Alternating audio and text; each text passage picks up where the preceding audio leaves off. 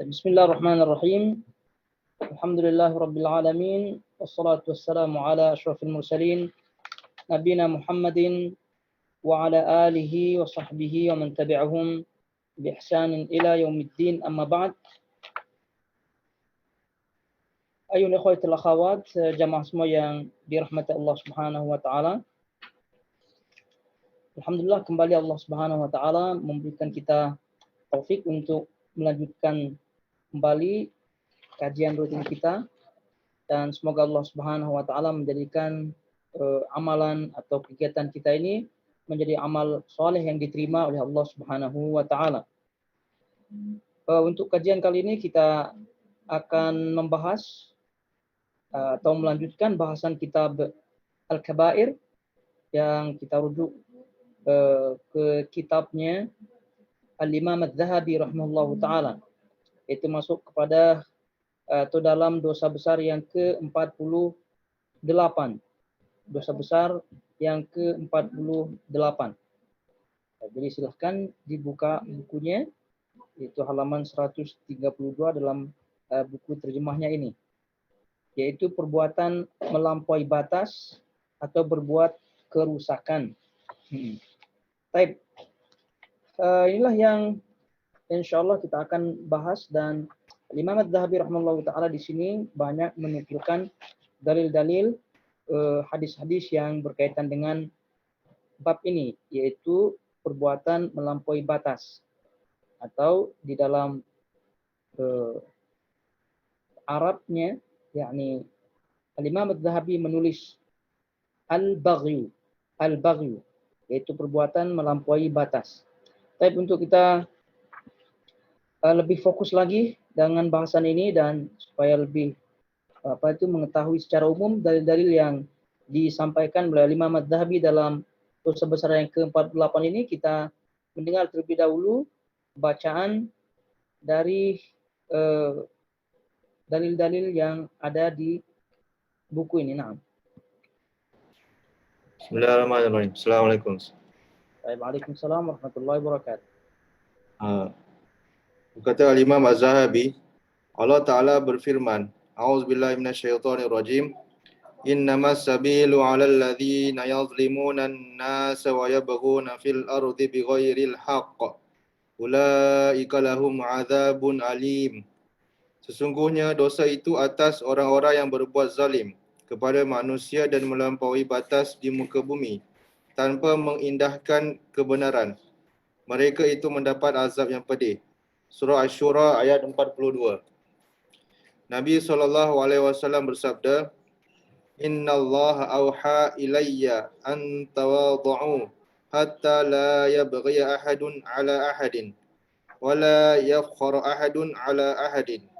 Sesungguhnya Allah telah mewahyukan kepadaku agar supaya kalian bersikap tawadhu', yakni rendah hati, sehingga salah seorang dari kalian tidak melampaui batas terhadap yang lain dan tidak bersikap bangga diri satu sama lain. Diriwayatkan oleh Imam Muslim. Dan dalam sebuah asar disebutkan, Lau bagha jabalun ala jabalin la ja'alallahu al-baghiya minhuma dakkan. Seandainya sebuah gunung berbuat melampaui batas, yakni aniaya kepada gunung yang lain, niscaya Allah akan menjadikan yang melampaui batas dari keduanya sebagai gunung yang roboh, yakni rata dengan tanah. Nabi SAW juga bersabda, Ma min dzambin ajdar an yu'ajjilallahu li sahibihil uqubah fid dunya ma ma yaddakhirullahu lahu fil akhirah minal baghi wa qati'atir rahim. Tidak ada suatu dosa yang lebih pantas bagi Allah untuk segera menimpakan siksanya di dunia kepada pelakunya, ditambah lagi dengan siksa yang Allah simpan untuknya di akhirat, daripada dosa perbuatan melampaui batas, yakni aniaya dan memutuskan hubungan silaturahim. Ibnu Aun berkata dari Ammar bin Sa'id, dari Humaid bin Abdurrahman, beliau berkata, Ibnu Mas'ud berkata, Malik Ar-Rahawi pernah bertanya, Ya Rasulullah, qad utitu minal jamali ma tara, wa ma uhibbu an ahadan yafuquni bishirakin na'li. Afadhaka minal baghi? qala laisa dhalika minal baghi walakinnal baghya batarul haqq atau qala sabahul haqq wa ghamtun nas. Wahai Rasulullah, saya dianugerahi ketampanan sebagaimana yang anda lihat, dan saya tidak suka ada seseorang yang melebihiku dengan tali sandalku sekalipun. Maka apakah itu termasuk perbuatan melampaui batas? Beliau menjawab, itu bukanlah perbuatan melampaui batas. Akan tetapi melampaui batas itu adalah menolak kebenaran. Atau beliau bersabda, menganggap bodoh kebenaran dan meremehkan orang. Isnadnya adalah kuat. Allah telah membenamkan Qarun kerana sikapnya yang melampaui batas dan sombong. Dan Nabi SAW juga bersabda, "Uzzibatim ra'atun fi hirratin sajanatha hatta matat, fadakhalat fiha an-nar, la ya at'amatha wa saqatha, idh jabasatha, wa la ya tarakatha, ta'kulu min khashashil ard." Seorang perempuan diazab kerana seekor kucing yang dia kurung hingga mati.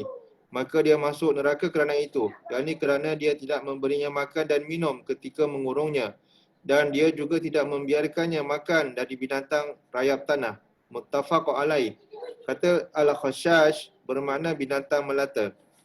Ibnu Umar radhiyallahu an berkata, la'ana Rasulullah sallallahu alaihi wasallam man ittakhadha syai'an fihi ruhu aradan.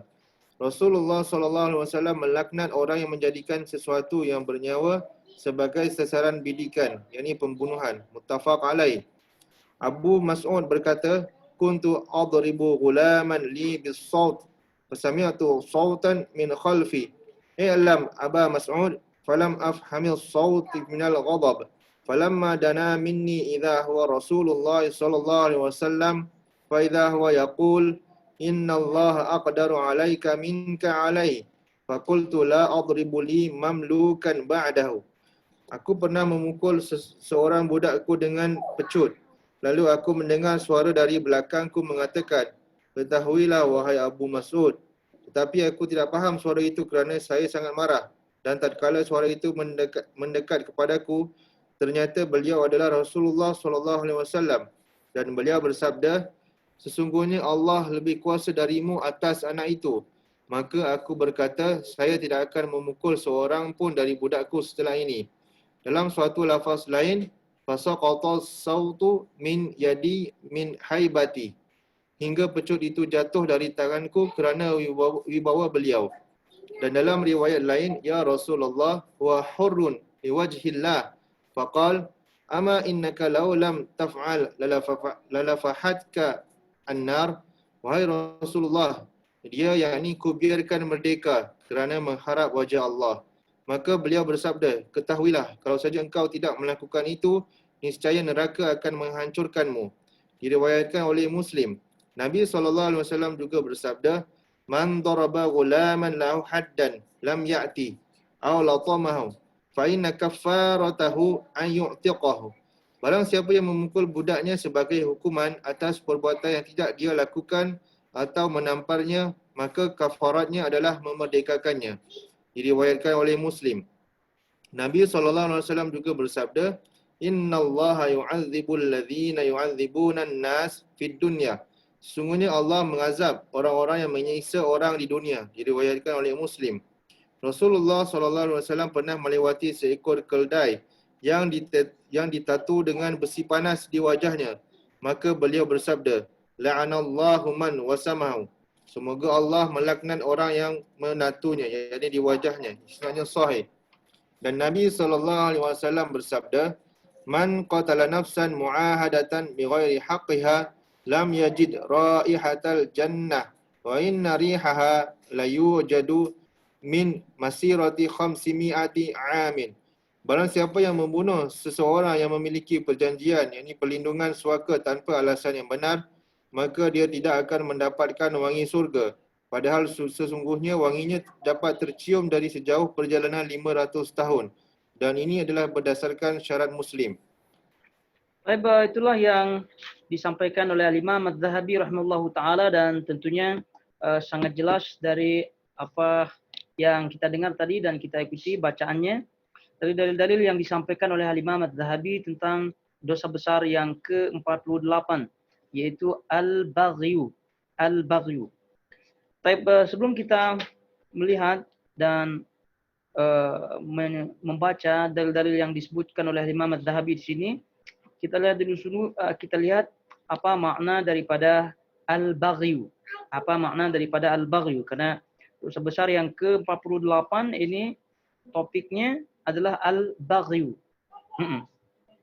Itu diterjemahkan perbuatan melampaui batas atau berbuat kerusakan. Berbuat kerusakan. Al-baghyu itu sendiri secara umum adalah kezaliman. Secara umum adalah kezaliman dan melampaui batas. Ya, kezaliman dan melampaui batas. Ya. Nah, tentu ketika para ulama menyebutkan kezaliman, ini adalah salah satu di antara makna al-baghyu. Makna al-baghyu. Kalau tidak secara al-baghyu, al-baghyu itu tadi disebutkan melampaui batas. Melampaui batas. Namun para ulama menyebutkan di situ ada al-baghyu yang terpuji. Al-baghyu yang terpuji. Nah, tentu bahasan kita di sini adalah al-baghyu yang tercela. Jadi kalau al-baghyu yang tercela, maknanya adalah segala bentuk kezaliman. Segala bentuk kezaliman. Itu makna al-baghyu yang tercela. Kalau al-baghyu yang terpuji tentunya adalah melampaui gitu ya, melampaui hal-hal yang diwajibkan, menjadi yang lebih baik, menjadi yang lebih baik. Jadi misal dia menjadikan dirinya berusaha untuk rajin sholat tahajud, rajin sholat sunnah, rajin hal-hal yang sunnah, artinya selain yang wajib, maka ini juga termasuk al-baghyu, melampaui, al-baghyu, melampaui. Tapi melampaui dalam hal ini adalah terpuji tentunya. Di segala bentuk yang melampaui, itu maknanya al-baghyu secara bahasanya. Oleh karena itu tadi kita sebutkan ada dua macamnya, ada al-baghyu yang terpuji, ada baghyu yang tercela. Nah, jadi al-baghyu yang terpuji menjadi yang lebih baik, menjadi yang lebih baik. Jadi perintahkan hanya wajib, tapi dia menambah lagi dengan hal-hal yang disunahkan. Ya tentu sesuai dengan sunnah Nabi SAW. Adapun al-baghyu, ya al-baghyu yang dibahas di sini adalah al-baghyu yang tercela, al-baghyu yang tercela, yakni melampaui batas secara zalim, melampaui batas secara zalim dengan segala macam bentuknya, yaitu meminta haknya berlebihan, ya, berlebihan, melampaui batas tanpa haknya, itu semua adalah al-baghyu. Ya. Oleh karena itu orang-orang yang keluar memberontak, ya, memberontak dari pemimpin yang sah, apapun alasannya, ya, itu termasuk al-baghyu, termasuk al-baghyu, sehingga nama mereka diistilahkan sebagai al-bughat, al-bughat namanya, orang-orang yang zalim, ya, yang keluar daripada pemerintah. Nah, itu al-bughat namanya.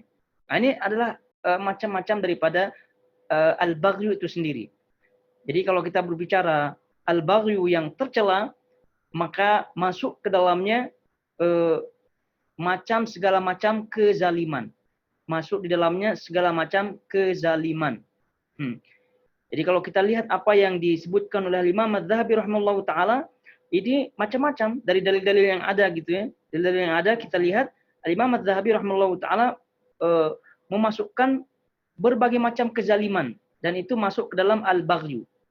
Jadi karena itu al-baghyu yang dibahas di sini adalah al-baghyu yang tercela, yakni secara umum kezaliman dengan segala macam bentuknya. Nah, jadi kalau kita balik lagi ke dalam atau ke pembahasan al-zulm atau kezaliman, kezaliman tentu yang dimaksud adalah wad'u syai' fi ghairi mahalli, menempatkan sesuatu bukan pada tempatnya. Nah, kezaliman termasuk juga kemaksiatan. Secara umum kezaliman disebutkan para ulama ada 3 macam.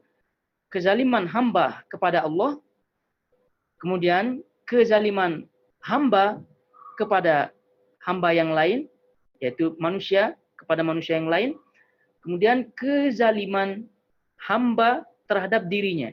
Kezaliman hamba terhadap dirinya. Jadi Itu kezaliman, pembagian kezaliman secara umum. Dan apabila kita mengetahuinya, maka kita akan mengetahui itulah al-baghyu. Nah, itulah al-baghyu. Dan tadi kita sebutkan kezaliman hamba, yaitu manusia kepada Allah Subhanahu wa taala. Ya tentu contohnya adalah perbuatan maksiat, ya, terutama kesyirikan. Innallaha la yaghfiru an yushraka bihi wa yaghfiru ma duna dzalika liman yasha. Jelas dalilnya kaitan dengan syirik. Kemudian kezaliman hamba, yaitu manusia kepada manusia yang lainnya. Kepada manusia atau juga kepada makhluk secara umum. Itu juga termasuk kezaliman dan termasuk al-baghyu dalam bahasan ini. Menyakiti manusia, merendahkan manusia, kemudian berkaitan dengan hewan, membunuhnya secara menyakitinya, kemudian tidak memberikan makan minum kepada binatang dan seterusnya, itu juga bagian daripada kezaliman manusia kepada makhluk yang lain, manusia dan juga binatang. Adapun kezaliman manusia pada dirinya, yaitu segala hal yang berkaitan dengan maksiat-maksiat kepada dirinya, tentu melampaui batas terhadap dirinya, bohong dan seterusnya. Itu juga bagian daripada kezaliman yang ada. Nah, sombong dan seterusnya itu juga termasuk daripada kezaliman seorang terhadap dirinya sendiri, dan itu bagian daripada al-baghyu, Sehingga topik yang ini adalah topik yang sangat umum sekali. Jadi segala kezaliman secara kezaliman khususnya berkaitan dengan makhluk, manusia, hewan dan seterusnya, itu termasuk daripada al-baghyu. Al-baghyu itu sendiri, kalau dilihat dari segi makna yang disebutkan dalam Al-Quran, itu ada 4 makna. Jadi kalau kita lihat makna al-baghyu di dalam Al-Quran, ada 4 maknanya. Yang pertama adalah az-zulm, kezaliman. Ini kita dapatkan dalam surah Al-A'raf ayat 33. Al-A'raf ayat 33. Qul innama harrama rabbiyal fawahisha ma dhahara minha wa ma batan wal ithma wal baghya. Itu disebut surah Al-A'raf ayat 33. Jadi Allah menyatakan di situ bahwa diharamkan, jadi Rabb yaitu Allah Subhanahu wa taala mengharamkan al-fawahish, kekejian, perbuatan keji, ma dhahara minha wa batan, yang nampak maupun yang tidak nampak, wal ithma, perbuatan dosa, wal baghya. Perbuatan baghya yaitu kezaliman. Nah, dalam ayat ini al-baghyu yang dimaksud di sini adalah kezaliman. Kemudian makna yang kedua adalah maksiat. Itu yang kita baca dalam surah, di antaranya ya, surah Yunus ayat 23. Falamma anjahum idahum yabghun. Ketika mereka diselamatkan, jadi Allah menyelamatkan mereka. Jadi ketika mereka selamat, idahum yabghun, mereka berbuat baghi, yaitu bermaksiat kepada Allah. Itu yang kedua. Yang kemudian yang ketiga disebutkan oleh para ulama adalah bimakna al-hasad. Hasad, dengki. Jadi itu yang kita lihat atau kita baca dalam surah Asy-Syura ayat 14. Baghyan bainahum. Itu mereka saling hasad. Hasad di antara mereka. Kemudian yang keempat kata para ulama adalah bimakna az-zina. Yaitu maknanya adalah zina. Dalam surah An-Nur ayat 33. Wala tukrihu fatayatikum 'alal bigha. Jangan kalian paksa fatayatikum, wanita-wanita kalian, 'ala al-bigha, untuk bigha, berzina. Nah, itu yang keempat. Disebutkan juga yang kelima, jadi kita sebutkan 4, ada juga yang menyebutkan yang kelima adalah bimakna at-talab. Maknanya at-talab yaitu keinginan. Ini yang dibaca atau kita baca dalam surah Al-A'raf ayat 45. Wa yabghunaha 'iwaja. Jadi mereka menginginkan hal yang tidak lurus. Nah, ini keseluruhannya jadi 5 makna al-baghyu di dalam Al-Qur'an. Jadi kalau kita lihat di sini keumumannya bimaknanya adalah kezaliman secara umum, yaitu menempatkan sesuatu pada tempatnya, baik itu kezaliman makna kezaliman seperti yang Al-A'raf ayat 33 atau maksiat, kemudian berzina dan seterusnya, menginginkan hal yang tidak lurus dan seterusnya, itu semua adalah bagian daripada melampaui batas. Dan itu adalah al-baghyu. Kalau sudah kita ketahui itu semua adalah al-baghyu, dan bahasan al-baghyu ini adalah bahasan yang sangat umum sekali, maka tentu kita harus hati-hati. Kita harus hati-hati. Dan kita ingat juga segala dosa ya tentu adalah kezaliman. Segala dosa kezaliman, terutama berkaitan dengan hak-hak manusia, hak-hak makhluk yang lain, itu adalah termasuk kezaliman dan termasuk dosa. Kita ketahui bahwasanya apabila Allah atau Rasulullah SAW menyebutkan menyebutkan hal-hal yang menjadi balasan atau azabnya, dimasukkan neraka dan seterusnya, maka itu adalah termasuk bagian daripada dosa besar. Ini kita sebutkan supaya kita pahami bahwasanya dosa besar yang ke-48 ini zalim secara keseluruhan. Zalim secara keseluruhan. Sehingga kita harus mengetahui bahwasanya secara seluruh kezaliman yang ada itu termasuk dosa besar. Termasuk dosa besar, terutama hal-hal yang disebutkan oleh Rasulullah SAW itu ada azabnya, dimasukkan dalam neraka dan seterusnya daripada kezaliman-kezaliman yang ada. Nanti kita akan tentu bacakan lagi apa yang disebutkan oleh Imam Az-Zahabi rahimahullahu taala di sini. Baik. Kita lihat apa yang disebutkan oleh Imam Az-Zahabi. Di situ Allah berfirman, surah Asy-Syura ayat 42. Innamas sabilu 'alal ladzina yadhlimuna an-nas wa yabghuna fil ardi bighairil haqq. Ulaika lahum 'adzabun alim. Sesungguhnya dosa itu atas orang-orang yang berbuat zalim kepada manusia dan melampaui batas di muka bumi tanpa mengindahkan kebenaran. Tanpa mengindahkan kebenaran, itu mengindahkan maksudnya di sini tanpa memperhatikan kebenaran, benar atau salahnya. Mereka itu mendapat azab yang pedih. Di situ disebut wa yabghuna fil ardi bighairil haqq, di situ. Melampaui batas di muka bumi. Ini tadi dah kita sebutkan makna daripada al-baghyu adalah melampaui batas, dan ini termasuk kezaliman. Dalam ayat ini termasuk kezaliman. Ini secara umumnya. Kemudian Nabi SAW bersabda, Innallaha auha ilayya an tawadha'u hatta la yabghi ahadun ala ahadin wa la yafkhara ahadun ala ahadin. Sesungguhnya Allah telah mewahyukan kepadaku agar supaya kalian bersikap tawadhu, yaitu rendah hati, sehingga salah seorang dari kalian tidak melampaui batas terhadap yang lain dan tidak bersikap bangga diri satu sama lainnya. Diriwayatkan oleh Imam Muslim.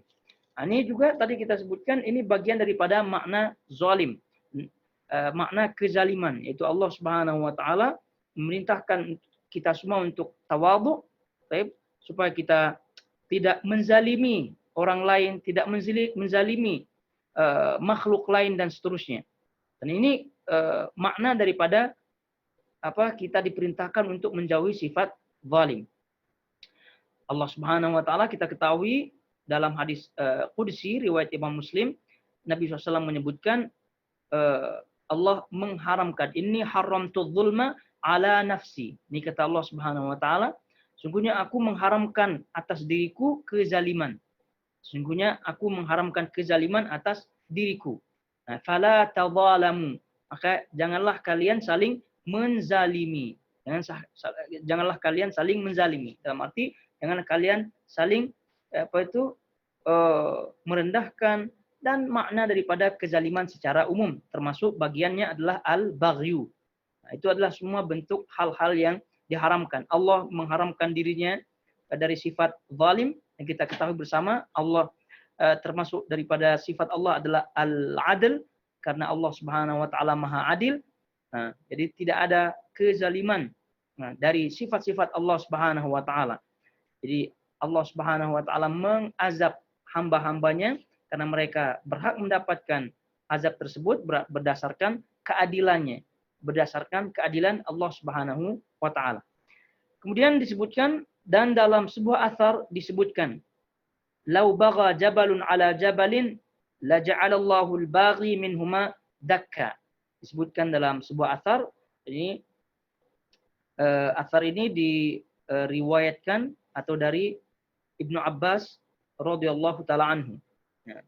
Jadi ini adalah salah satu ucapan daripada sahabat Nabi Shallallahu alaihi wasallam. Jadi adapun disandarkan kepada Nabi, maka ini riwayatnya dhaif. Adapun disandarkan kepada sahabat, riwayatnya sahih. Itu yang kita sebutkan sebagai mauquf. Jadi sahih secara mauquf, dhaif secara marfu. Jadi marfu maknanya disandarkan kepada Nabi SAW. Taib.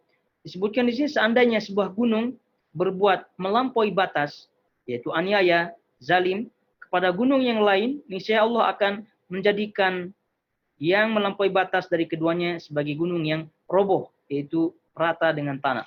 Ini menunjukkan bagaimana Allah Subhanahu wa taala memberikan balasan kepada orang-orang yang zalim atau makhluk-makhluknya, dan bahkan kita ketahui bersama nanti di hari kiamat Allah Subhanahu wa taala akan membangkitkan binatang-binatang, salah satu di antaranya adalah kambing yang tidak bertanduk, menuntut balas kepada yang bertanduk karena menandukinya ketika di dunia. Dan ini adalah bentuk balasan dari Allah Subhanahu wa taala. Artinya bahwa orang-orang yang berbuat al-baghi, orang-orang yang berbuat zalim, pasti Allah akan membalasnya, baik cepat maupun lambat, Karena itu Allah Subhanahu wa taala tidak lalai dari membalas orang-orang yang berbuat baghi, berbuat zalim. Tapi Allah Subhanahu wa taala memberikan dia waktu, mengulur waktu, bukan berarti melalaikan, tapi memberikan dia waktu, tapi pasti lambat laun akan mendapatkan balasannya.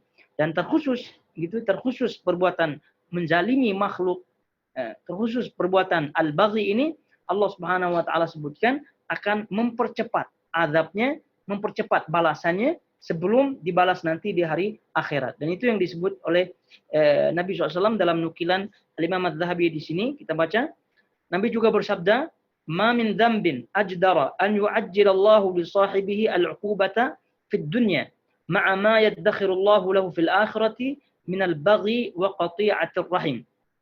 Tidak ada suatu dosa yang lebih pantas. Maksudnya lebih pantas, lebih sesuai. Di sini maknanya lebih sesuai.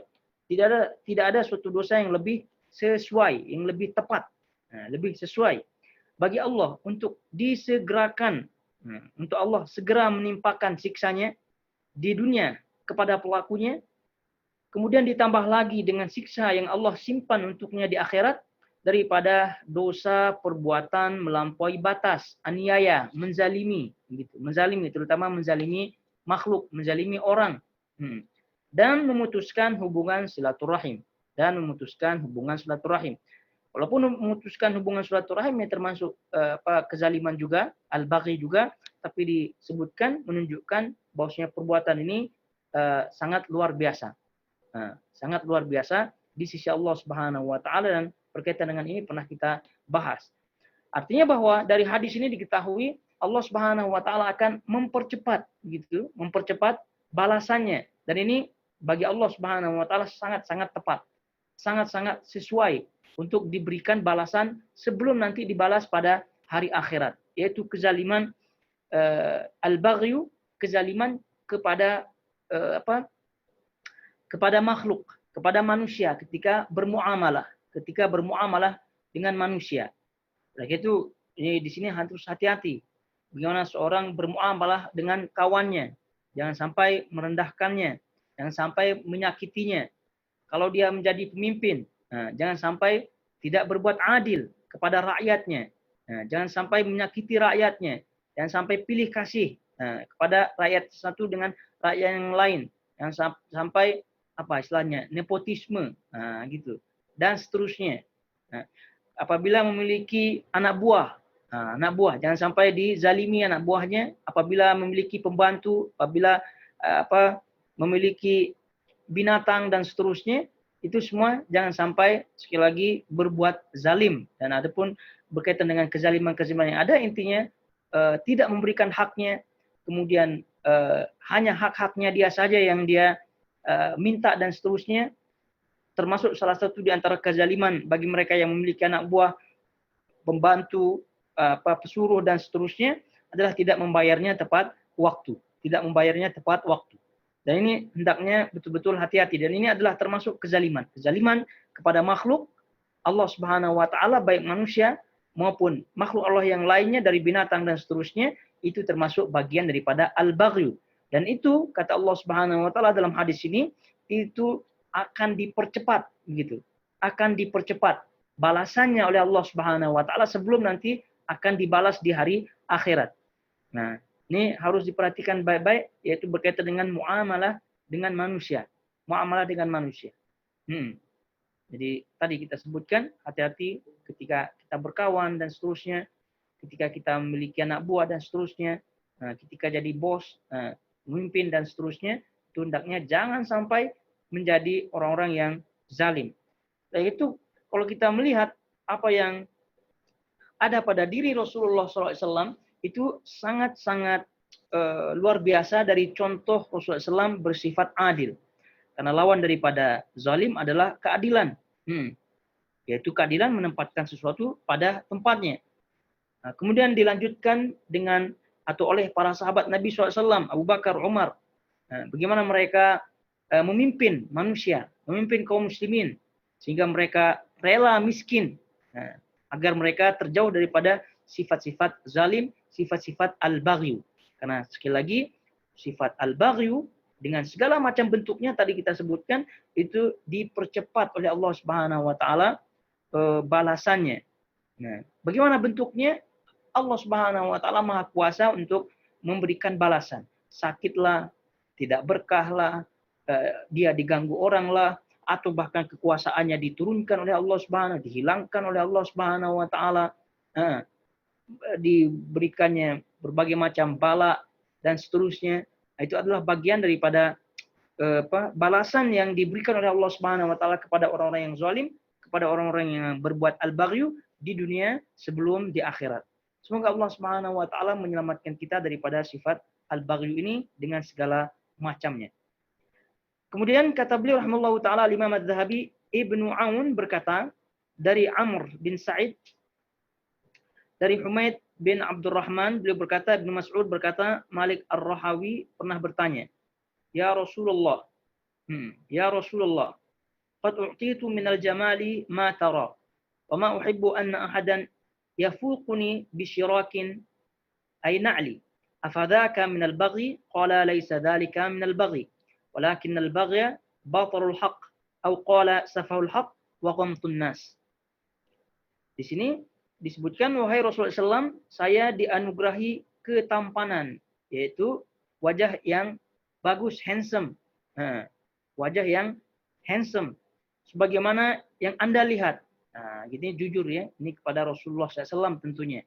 Nah, ini tentu bagaimana para sahabat Nabi SAW sangat-sangat jujur kepada Nabi SAW, kemudian semangat di dalam ilmu, semangat untuk menyelamatkan dirinya, ya, semangat dalam agama supaya selamat dunia dan akhirat. Jadi tidak ada sifat tidak ada sifat berlebih-lebihan action ya di dalam diri sahabat-sahabat Nabi SAW. Sehingga sebaik-baik petunjuk adalah petunjuk Nabi SAW. Kemudian juga dari petunjuk sahabat-sahabat Nabi SAW yang diambil dari Rasulullah SAW. Nah, jadi apa yang mereka tanyakan itu tentu berfaedah untuk kita semua. Jadi ini bukan sombong dan seterusnya, karena ini memang dalam keadaan bertanya untuk keselamatan dirinya yang bertanya ini. Saya dianugerahi ketampanan, yaitu wajah yang bagus, handsome, sebagaimana yang Anda lihat. Dan saya tidak suka ada seorang yang melebihiku dengan tali sandalku sekalipun. Artinya dia suka wajahnya sudah bagus, handsome, kemudian penampilannya gitu ya, dia tidak suka ada penampilan yang lebih bagus daripada penampilannya. Nah ini kita paham ya, kita di sini di Qatar ya, paham lah ya bagaimana Qatari ya, bagaimana penampilannya luar biasa, dan bahkan dia keluar Qatar pun mereka terkenal dengan penampilannya. Ya, terkenal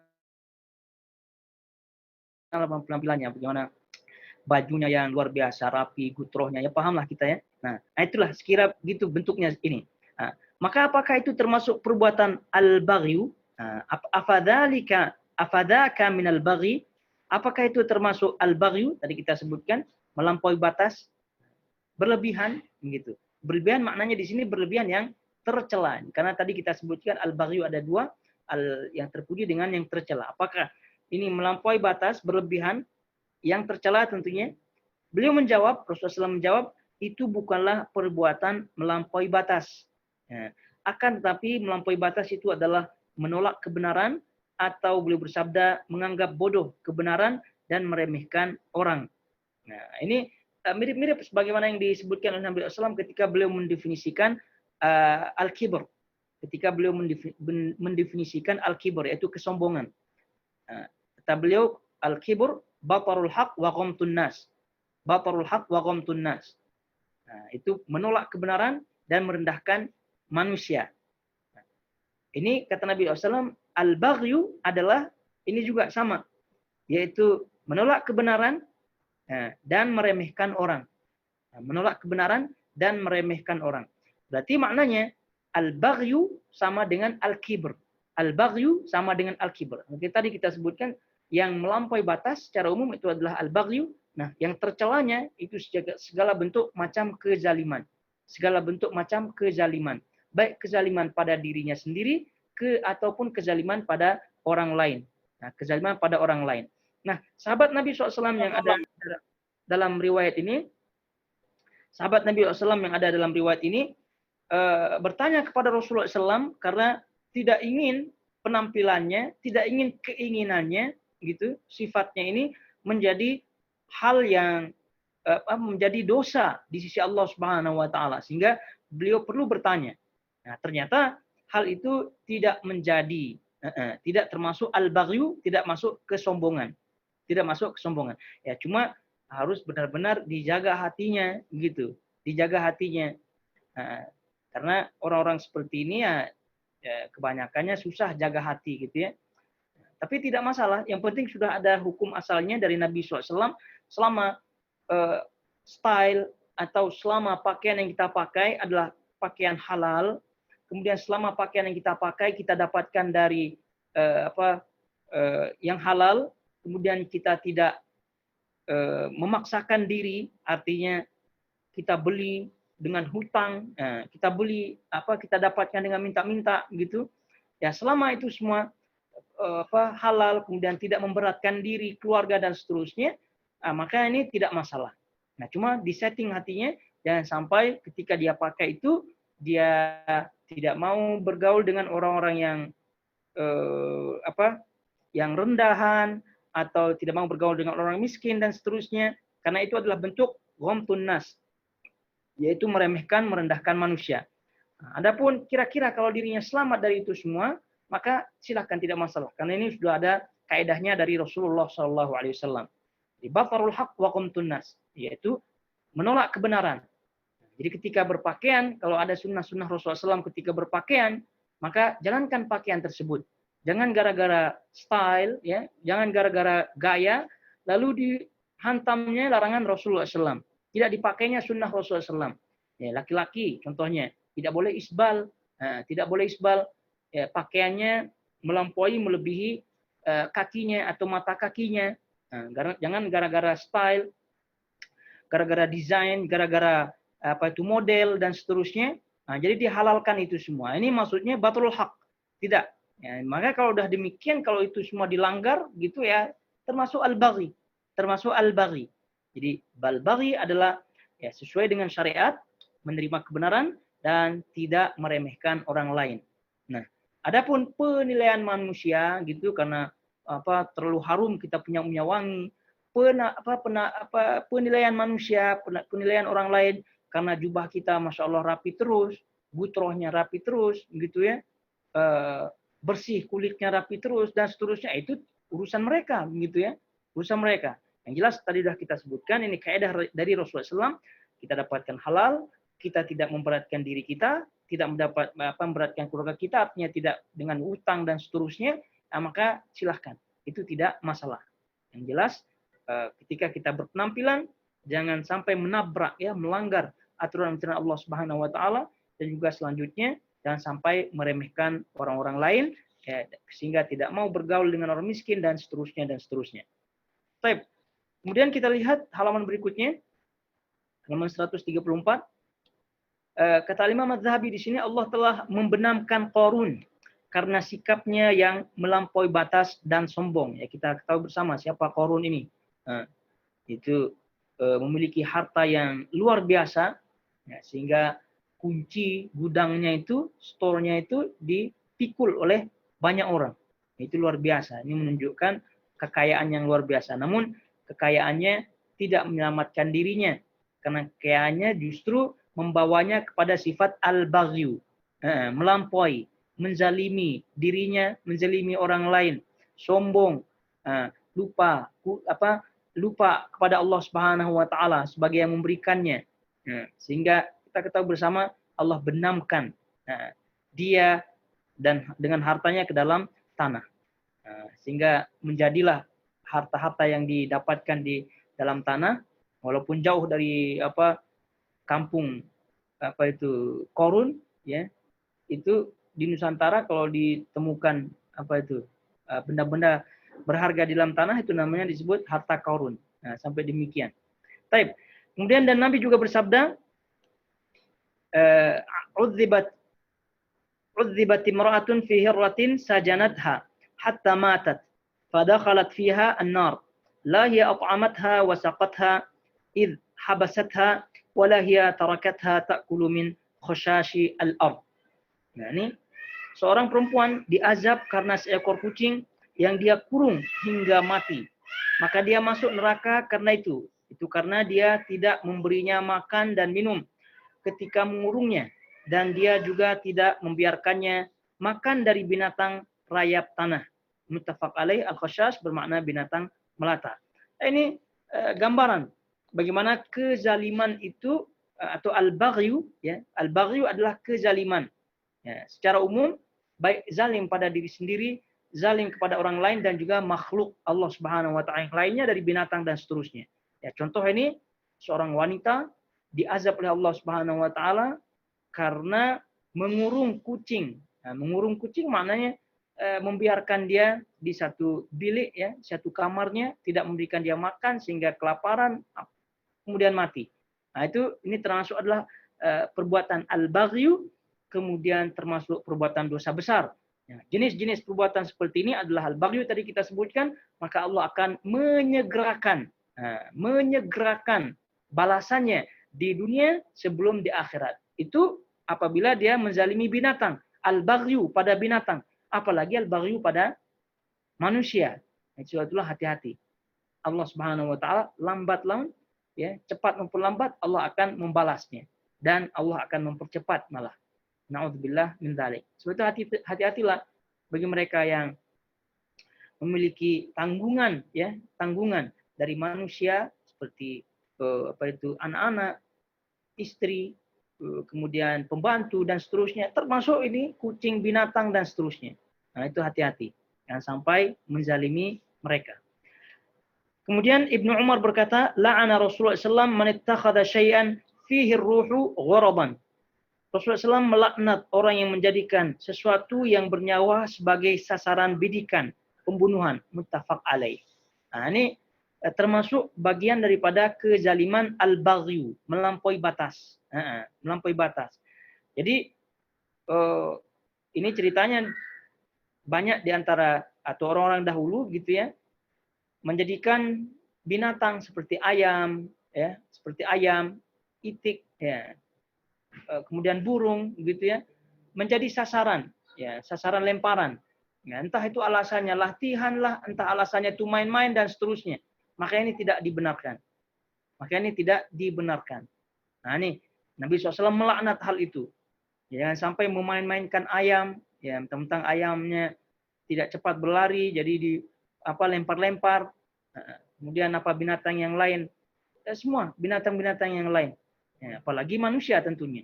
yaitu laknat Allah Subhanahu wa taala, dan ini menunjukkan al-kabair, menunjukkan dosa besar. Perbuatan zalim, perbuatan al-baghy seperti ini adalah perbuatan yang dilaknat, diancam tentunya oleh Allah Subhanahu wa taala, dan tentunya akan disegerakan siksaannya di dunia sebelum di akhirat. Kemudian Abu Mas'ud berkata, "Kuntu adribu ghulaman li bis-saut, fasami'tu sautan min khalfi, i'lam Aba Mas'ud, falam afham as-sauta min al-ghadab. Falamma dana minni idza huwa Rasulullah sallam, fa idza huwa yaqul inna Allah aqdaru 'alaika minka 'alayh.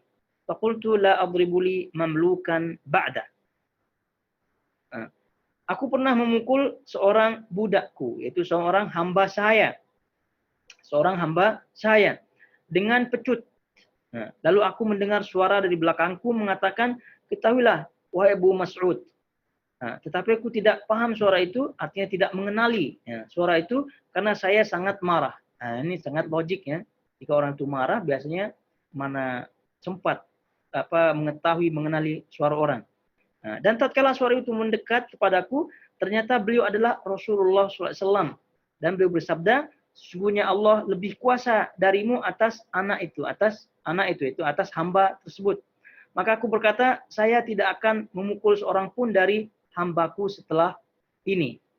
Dalam satu lafaz lain disebut, fasaqata as-sautu min yadi min haibatihi. Hingga pecut itu jatuh dari tanganku karena wibawa Rasulullah Shallallahu Alaihi Wasallam.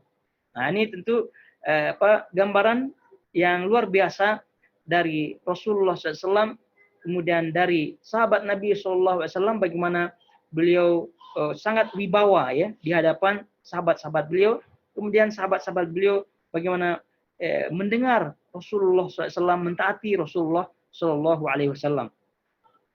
Dan ini hadis ini juga sebagai poin bahwasanya tidak boleh memukul bawahan, memukul anak buah, terutama di sini hamba, seorang hamba sahaya. Tentang dia seorang hamba, seorang yang dimilikinya, kemudian dipukulnya sembarangan, ya tentu ini termasuk bagian daripada al-baghyu, kezaliman. Dan dalam riwayat lain, ya Rasulullah, huwa hurrun liwajhillah, faqala amma innaka laulam taf'al lalafahatkan nar. Wahai Rasulullah SAW, dia kubiarkan merdeka. Artinya ketika Abu Mas'ud dalam riwayat lain, ketika mendengar itu Rasulullah SAW, kemudian beliau bertaubat, menyesal dan seterusnya, beliau pun mengatakan, aku lepaskan hamba ini merdeka. Karena Allah Subhanahu wa taala. Merdeka karena mengharap wajah Allah. Maka beliau bersabda, ketahuilah, kalau saja engkau tidak melakukan itu, niscaya neraka akan menghancurkanmu. Artinya, kenapa? Karena kezalimanmu. Itu kalau kita lihat ini Abu Mas'ud di sini berbuat itu kepada hambanya, kepada hamba sahayanya, dan kita ketahui hamba ini adalah milik ya, milik. Hamba ini ibarat binatang. Hamba sahaya ini ibarat binatang maksudnya adalah barang, gitu ya, barang yang diperjualbelikan. Jadi sebagaimana halnya binatang tadi dalam riwayat yang sebelumnya, tidak boleh kita zalimi, tidak boleh kita berbuat al-baghyu kepadanya, memberikan dia kelaparan, memukulnya, memain-mainkannya. Begitu juga dengan hamba sahaya. Walaupun itu adalah hak kita, itu kita beli gitu ya. Tetap tidak boleh kita sembarangan memukulnya dan seterusnya. Bahkan tadi Nabi SAW menyebutkan, kalaulah saja engkau tidak melakukan itu, niscaya neraka akan menghancurkanmu. Artinya kamu akan masuk dalam neraka. Ini memukul hamba yang tadi kita sebutkan adalah miliknya, barang gitu, ibarat barang miliknya. Ya, ibarat barang miliknya. Apalagi manusia yang lain. Dari istri lah, ya, dari anak lah, gitu. Memukulnya tanpa hak tentunya, dengan tanpa cara-cara yang dibenarkan, dengan cara-cara yang dibenarkan, tanpa dengan memukulnya dengan cara-cara yang tidak dibenarkan, tanpa hak dan seterusnya. Memukul istrinya yang jauh tentu levelnya tinggi daripada hamba sahaya, anak-anaknya walaupun dia anak-anaknya, walaupun anaknya, tetap tidak boleh dizalimi, al-baghyu dan seterusnya. Apalagi orang lain. Dan ini berlaku kepada pemimpin, bos dan seterusnya, kepada rakyat, anak buah dan seterusnya. Kemudian Nabi juga bersabda, "Man daraba ghulaman lahu haddan lam ya'tihi aw latamahu fa inna kaffaratahu an yu'tiqahu." Barang siapa yang memukul hambanya sebagai hukuman atas perbuatan yang tidak dia lakukan atau menamparnya, maka kafaratnya adalah memerdekakannya. Nah, riwayat Imam Muslim. Ya, tentu ini memperjelas lagi hadis yang sebelumnya, riwayat-riwayat sebelumnya.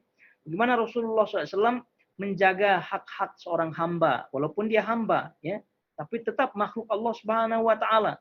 Maka jangan sampai seorang itu menjadi al-baghyu, melakukan hal-hal perbuatan al-baghyu, melakukan kezaliman dan seterusnya. Nah, kafarahnya adalah sebagai bentuk taubat, ya, sebagai bentuk taubat Tuhan ketika memukul hambanya tanpa hak, maka bagaimana bentuk kafarahnya? Yaitu memerdekakannya. Nah, ya kalau kita sekarang tidak ada hamba sahaya, ya, jadi kalau kita berbuat zalim kepada orang lain, baik itu keluarga, istri, anak, atau orang lain, ya tentu caranya apa? Langsung minta maaf. Ya, langsung minta maaf. Caranya juga apa? Ikuti minta maaf kita dengan amalan-amalan perbuatan yang baik. Nah, artinya bersedekah dan seterusnya. Ittaqillah haitsu ma kunta, kata Nabi SAW. Bertakwalah kepada Allah di mana saja kalian berada. Watbi'is sayyi'atal hasanata tamhuha wa khaliqin nasa bi khuluqin hasan. Dan ikutilah perbuatan buruk itu dengan perbuatan kebaikan. Niscaya perbuatan baik itu akan menghapus perbuatan yang buruk tadi, perbuatan dosa tadi. Dan bermuamalahlah, bergaulah dengan manusia dengan muamalah yang baik. Nah, itu dia. Jadi kita ketahui bahwasanya apabila kita ingin taubat kepada Allah Subhanahu Wa Taala, benar-benar kita menyesali, istighfar, kemudian kembalikan hak-haknya. Nah, kemudian juga tadi kita sebutkan, ikuti perbuatan dosa tersebut, perbuatan kezaliman tersebut dengan perbuatan yang baik. Jadi kita telah menyakiti orang lain, tadi kita sebutkan dari istri lah, mungkin dari anak lah, dari kawan lah, dari anak buah lah, dan seterusnya. Maka samping kita minta maaf, lalu kita juga iringi permintaan maaf kita dengan berbuat baik kepada sesama. Kemudian juga kalau boleh kita berbuat amal-amal kebaikan yang lain, dari sedekah lah, kemudian dari puasa lah, dan seterusnya untuk menutupi ya kesalahan-kesalahan tersebut. Harapannya Allah Subhanahu Wa Taala memaafkan, mengampuni, kemudian memberikan ganjaran pahala yang lebih. Kemudian Nabi juga bersabda, "Innallaha yu'adzibul ladzina yu'adzibuna an-nasa fid dunya." Sesungguhnya Allah mengazab orang-orang yang menyiksa orang-orang di dunia. Diriwayatkan oleh Imam Muslim. Kenapa? Karena mereka akan berbuat zalim. Sesungguhnya Allah mengazab orang-orang yang menyiksa orang di dunia.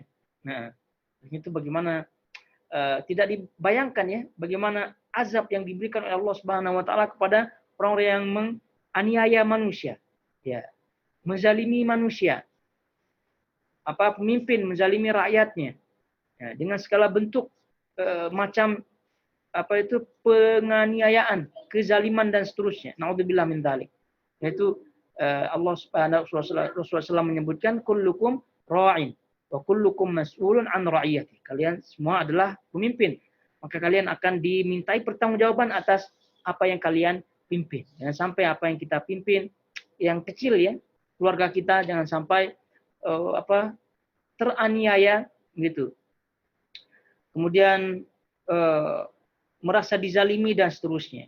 Nah, oleh karena itu dalam hal ini kita sebagai seorang suami hendaknya betul-betul menjalankan kepemimpinan ini dengan sebaik-baiknya. Begitu juga istri tentunya menjadi pemimpin di kawasan rumahnya, bagaimana dia mempertanggungjawabkan nanti di hadapan suaminya dan seterusnya, itu semua hendaknya diperhatikan bersama. Jangan sampai hanya meminta haknya masing-masing. Jangan sampai hanya pandai meminta haknya masing-masing. Suami meminta haknya pada istrinya. Itu saja kepandaiannya. Tapi memberikan hak istri tidak pandai. Begitu juga sebaliknya. Istri hanya pandai meminta haknya. Tidak pandai memberikan hak suaminya. Nah, begitu seterusnya kepada muamalah kita kepada orang lain. Nah, itu hendaknya diperhatikan karena ini bagian daripada al-baghi. Na'udzubillah min dzalik. Kemudian Rasulullah SAW pernah melewati seekor keledai. Ya, keledai yang ditato dengan besi panas di wajahnya. Maka beliau bersabda, la'anallahu man wasamahu. Semoga Allah melaknat orang yang menatonya, itu di wajahnya. Ya, tentu wajah ini adalah area yang sangat sensitif, yang dimuliakan oleh Allah Subhanahu wa taala, dimuliakan oleh Islam, maka tidak boleh memukul wajah, tidak boleh menatunya. Untuk binatang tidak boleh ditato di wajah, tapi boleh ditato di bagian yang lainnya sebagai tanda. Ya. Adapun tato untuk manusia ya tentu tidak boleh, diharamkan. Ya, di segala macam bentuk di tubuhnya, baik di luar wajah apalagi di wajah. Dan ini bagian daripada kezaliman, kezaliman manusia kepada dirinya sendiri. Kezaliman seorang hamba kepada dirinya. Tadi kita sebutkan kezaliman banyak macamnya. Kezaliman kepada Allah, kezaliman kepada manusia, kezaliman manusia kepada dirinya. Jadi mentang-mentang ini tato ini saya tato tubuh saya. Ya, suka-suka saya. Nah, ini tidak paham bahwa tubuhnya ini adalah milik Allah Subhanahu wa taala, tidak boleh sembarangan begitu menato. Nah, oleh karena itu salah satu di antara dosa besar yang pernah kita lalui di awal-awal adalah membunuh diri. Kenapa tidak boleh membunuh diri? Karena diri ini milik Allah Subhanahu wa taala. Nah, jadi kulit kita ini milik Allah Subhanahu wa taala, tidak ada hak sedikit pun untuk kita rusak gitu, tato dan seterusnya. Bahkan sebagian para ulama tidak membolehkan donasi bagian-bagian tubuh, tidak boleh.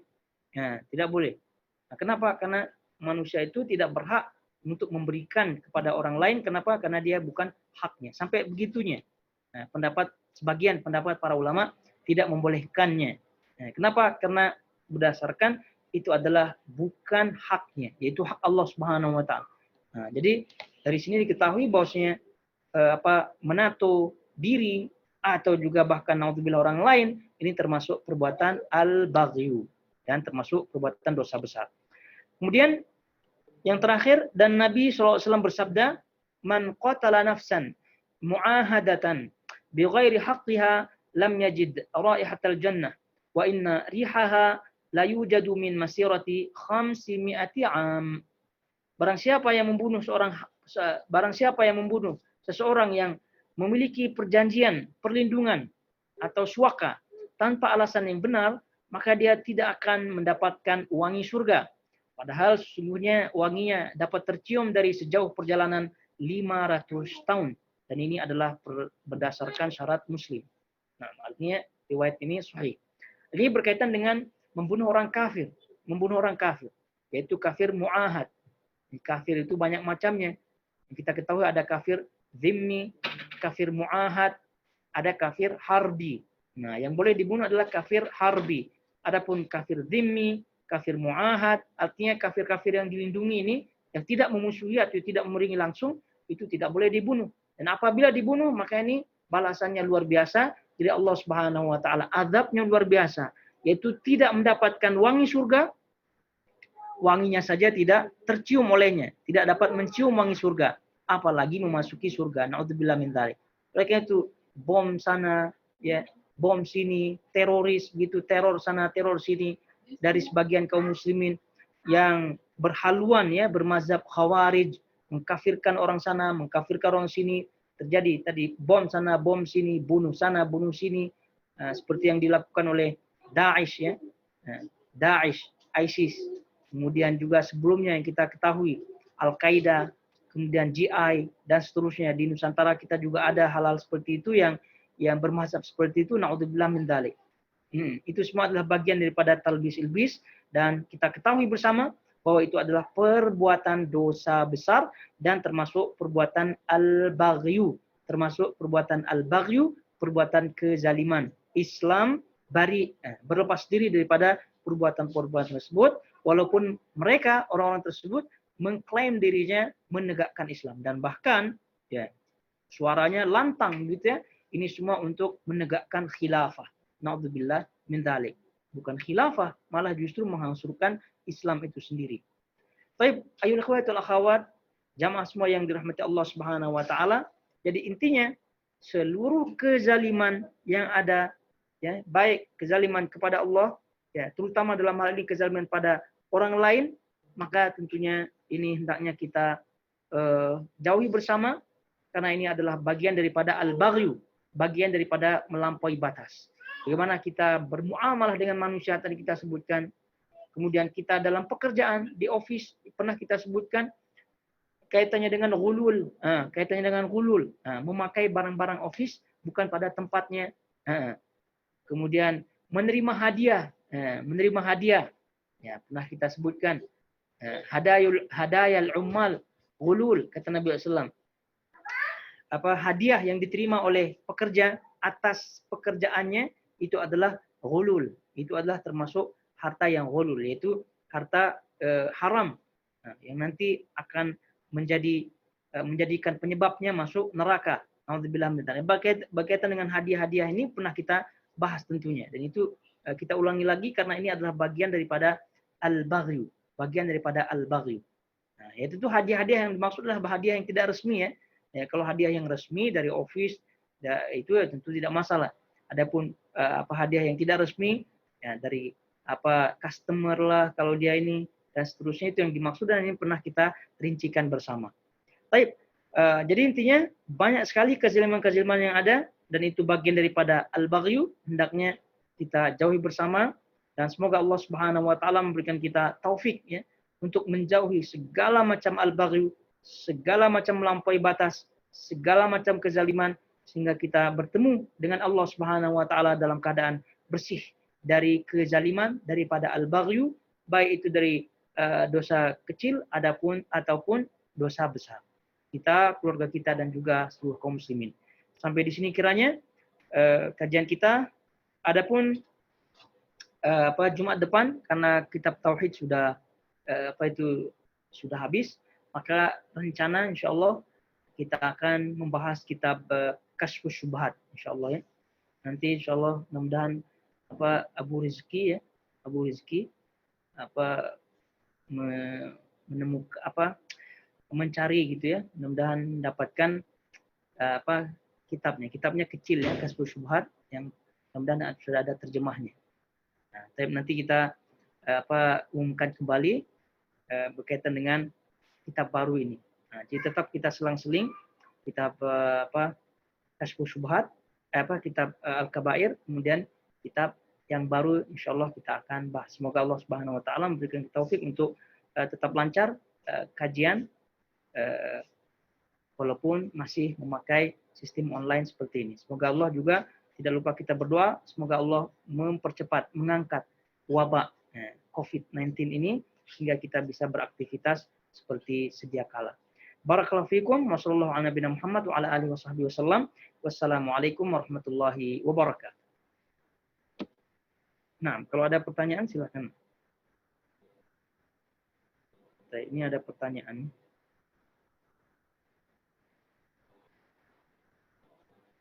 Assalamualaikum Ustaz. Satu, kita menyakiti orang tahu dari pengakuan di kemudian hari tanpa kita niatkan dan tanpa kesengajaan, apa harus minta maaf? Kasus kita bilang kambing untuk hal lain, tapi dia merasa kata-kata itu ditujukan pada dirinya. Dua, kami punya beberapa ikan hias, beberapa mati, tinggal satu. Zalimkah jika ikan tersebut tidak kita carikan teman lagi? Iya, ini pertanyaan. Yang namanya juga ini waktu ya, fakta nih sepertinya nih ya dalam kehidupan. Ya, ini banyak tentunya, bukan hanya penanya saja seperti ini, tapi banyak di antara kita. Apakah termasuk apa tidak? Yang pertama, kita kadang-kadang mengeluarkan suatu kata yang umum ya, seperti contoh di sini. Kita bilang kambing untuk hal lain, tapi ada yang merasa kata-kata itu ditujukan pada dirinya. Dengan kata lain, bahasa sekarang baper ya, bawa perasaan. Kemudian di kemudian hari kita tahu bahwa teman ini merasa tersinggung gitu. Kita tahu dari teman-teman yang lain. Ya, bagaimana ini? Nah, wallahu ta'ala ya, selama kita tidak niatkan ya, selama kita tidak niatkan kita tujukan kata-kata tersebut, ya tentu pada asalnya kita bebas. Nah, kita bebas. Nah, kalau di kemudian hari kita tahu bahwasanya si fulan ini ternyata kecil hati, sakit hati, bawa perasaan dan seterusnya, ya tidak masalah untuk kita minta maaf. Tapi asalnya wallahu ta'ala kita tidak berdosa. Kenapa? Karena kita tidak meniatkan dan bahkan kita tidak tujukan kepada orang ini, cuma orang ini saja yang bawa perasaan gitu. Nah, jadi ini pada asalnya kita berlepas diri, bebas. Tapi kalau sekira kita tahu, maka tidak masalah minta maaf. Nah, ini bab kita mendapatkan keutamaan. Cari untuk mendapatkan keutamaan. Nah, kita tidak masalah, bilang saja afwan, mohon maaf karena kemarin begini-gini, tidak apa. Dan itu akan justru meninggikan derajat kita di dunia dan di akhirat. Tapi kalau berkaitan dengan dosa, maka selama kita tidak tujukan kata itu pada dirinya, juga kita tidak niatkan itu cuma dia bawa perasaan, maka insya Allah bismillah kita tidak mendapatkan dosa. Adapun berkaitan yang kedua, yaitu ikan hias ya, dalam akuariumnya itu biasanya pasangan gitu, ada 2. Nah, ini sekarang mati 1. Ini apakah berdosa kalau tidak mendatangkan pasangannya? Jadi wallahu ta'ala, silahkan dicek dunia ikan ya. Ya, kalau sekira di dunia ikan atau ahli ikan menyatakan bahwasanya si ikan ini kalau tidak dijadikan tidak dicarikan pasangan, dia enjoy saja gitu ya, dia tenang, tentram, sejahtera gitu. Nah, tidak masalah, artinya dia tetap hidup, maka tidak masalah, tidak dosa. Nah, tapi kalau menurut ahli ikan mengatakan, oh kalau tidak diberikan pasangan makin kurus, itu berarti harus dijadikan pasangan. Ini kembali kepada ahli ikan dan juga pengalamannya ya. Ya, jadi pengalamannya. Ya, wallahu ta'ala. Jadi itu kaidahnya. Intinya kalau si ikan ini terjadi hal-hal yang negatif setelah kematian pasangannya, maka pasangannya harus dicarikan. Wallahu ta'ala alam. Kiranya sampai di sini dulu kalau tidak ada yang bertanya. Semoga Allah sekali lagi menjauhkan kita dari segala macam kezaliman, segala macam al-baghyu, sehingga kita menghadap Allah Subhanahu wa taala dalam keadaan bersih daripada sifat-sifat tersebut. Nah, wa sallallahu ala nabiyina Muhammad wa ala alihi wasallam. Wassalamualaikum warahmatullahi wabarakatuh.